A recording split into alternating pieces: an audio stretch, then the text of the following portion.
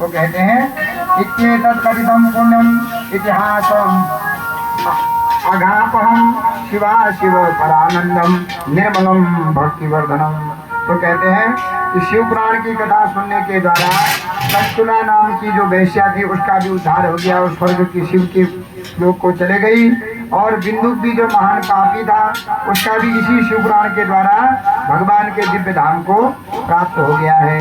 तो यह शिव पुराण आनंद को देने वाला है, मनुष्य के पाप ताप का नाश करने वाला है, भगवान की भक्ति को बढ़ाने वाला है। तो शौनक आदि से पुनः पूछते हैं महाराज, यह शिव पुराण तो ऐसे भयंकर पापों को भी नाश कर देता है, तो महाराज इसकी विधि क्या है, कैसे करना चाहिए, कब करना चाहिए, कहाँ करना चाहिए, क्यों करना चाहिए, किस लिए करना चाहिए, आप इसकी विधि मुझे बताइए।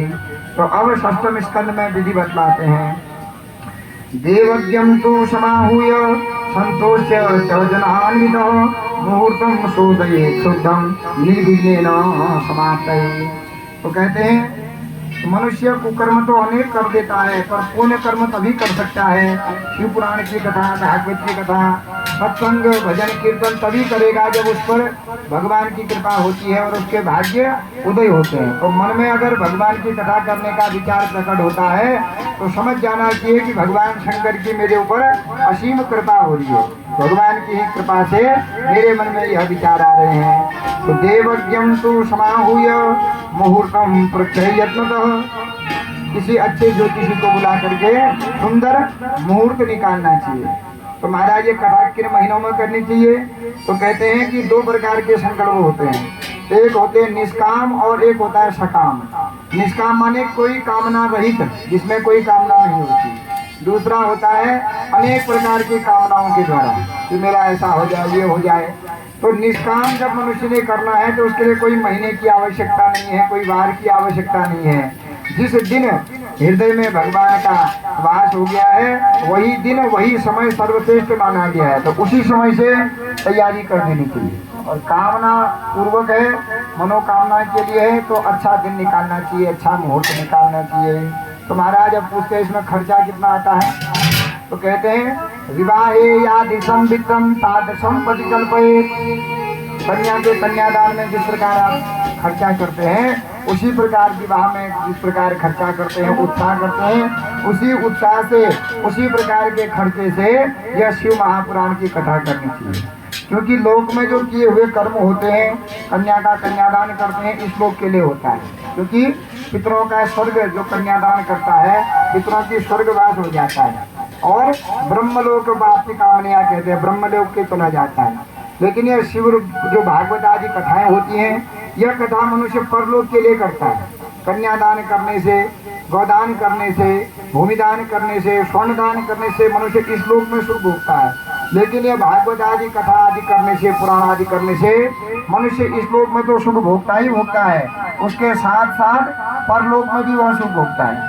क्योंकि किया हुआ काम, लिया हुआ भगवान का नाम ही अंतिम समय में काम आता है।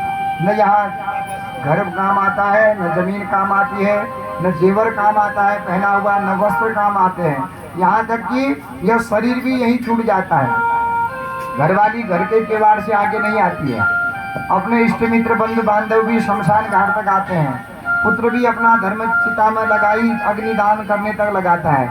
उसके बाद कौन साथ देता है, क्या यह घर साथ देता है, क्या वो स्त्री साथ देती है, क्या वो पुत्र साथ देते हैं, क्या वो मित्र साथ देते हैं, क्या यह शरीर साथ देता है, कोई साथ नहीं देता है। उसके बाद क्या होता है, उससे तो आगे भजन होंगे साथी, किए हुए भजन, दिया हुआ दान और लिया हुआ भगवान का नाम ही वहाँ से आगे को चलता है। इसलिए मनुष्य ने जब शिव पुराण कथा या भागवत कथा आदि पुराणों को करने की इच्छा है तो भगवान का आशीर्वाद समझना चाहिए कि आज मेरा धन पवित्र हो गया है, आज मेरा मन पवित्र हो गया है, अब मैं अपने शरीर को भी पवित्र करता हूँ। मन पवित्र हरि भजन से, धन पवित्र किए दान, तन पत्र पवित्र हरि सेवा से, त्रिविध हो ये कल्याण। धन पवित्र तब होता है जब उस धन के द्वारा पुण्य कर्म होते हैं, यज्ञ आदि कर्म होते हैं, तो तब समझना चाहिए कि हमारा जो धर्म वाला धन है वही धर्म के धन से जो है मनुष्य के धर्म कार्य होते हैं। जो पाप का धन होता है वो या तो रोग में चला जाता है, दवा में चला जाएगा, या दारू में चला जाएगा, या वो खो जाएगा धन। तो अधर्म क्या कमाया हुआ पैसा कभी भी शांति नहीं देता है, अशांति ही देता है, दवा दारू में चला जाता है। लेकिन जो धर्म का धन है उसी धर्म के धन के द्वारा क्या होते हैं, भगवत की कथा होती है, यज्ञ आदि कर्म होते हैं, शुभ कर्म होते हैं। इसलिए भगवान की कृपा समझ के अनेक प्रकार के उत्सवों सहित इसकी यज्ञ के लिए तैयार होना चाहिए। देशे देशे संभाव्याये कीर्तनं श्रवणो सुखा तेषाम आनयनम कार्यम तत्प्रकारार्थ महादरा। तो जब दिन निकल गया तो सबको निमंत्रण देना चाहिए, आमंत्रण देना चाहिए।